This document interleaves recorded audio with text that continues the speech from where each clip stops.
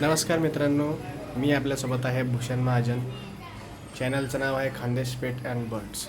तर आज आपण बोलणार आहोत की बजरी म्हणजे लोहबर्ड यांची सक्सेसफुल ब्रीडिंग कशी केली जाते. माहिती सांगण्या अगोदर सांगू इच्छितो की प्लीज आमच्या चॅनलला सबस्क्राईब करा आणि पेजला लाईक करा, खानदेश पेट अँड बर्ड्स.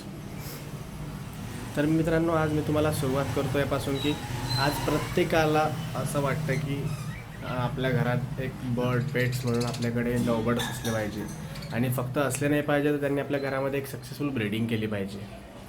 तर मित्रांनो, तुम्हाला सांगू इच्छितो की मार्केटमध्ये बऱ्याच वेळा फसवणूक केली जाते की कोणी प्रत्येक वेळेस मादी देऊन टाकतो, कोणी मेल म्हणजे नर देऊन टाकतो. तर याबद्दल स्पेशल काळजी घ्या की आपल्याला व्यवस्थित एक नर आणि मादी दिली गेली पाहिजे. जरी ते पिल्लं असलं तरी काही हरकत नाही. 3 ते 4 महिन्यात ते ब्रीडिंगला सुरुवात करतात. ब्रीडिंगला सुरुवात होण्याआधी मादी जी असते तिला मटकी द्यावी लागते, मटकी लावावी लागते पिंजऱ्यामध्ये.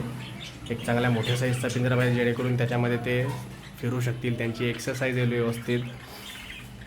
त्याच्यानंतर एक जोडी लागल्यानंतर जेव्हा नर आणि मादी एक दिवसाच्या चोच द्यायला लागतात आणि एकमेकांना फूड खाऊ घालायला लागतात, समजून जायचं असतं की त्यांची व्यवस्थित जोडी लागली आहे आणि आता ते ब्रीडिंगला सुरुवात करणार आहे. ब्रीडिंगला सुरुवात झाल्यावर मादी जी असते ती मटकीच्या अवतीभोवती फिरते, मटकीजवळ जात असते. ती पूर्ण तिचा अभ्यास करत असते की ही माझ्यासाठी अंडी द्यायला सोयीस्कर आहे का, असं करून ती आपली मटकी सिलेक्ट करत असते. आणि ते केल्यानंतर ते एक 10 ते 15 दिवसामध्ये त्यात अंडे द्यायला सुरुवात करते. लवबर्ड म्हणजे बजरी हा एक असा पक्षी आहे की जो एका वेळी 3 ते 4 पिल्लांना 3 ते 4 अंडी देतो आणि 3 ते 4 पिल्लं सहज तो मोठे करू शकतो.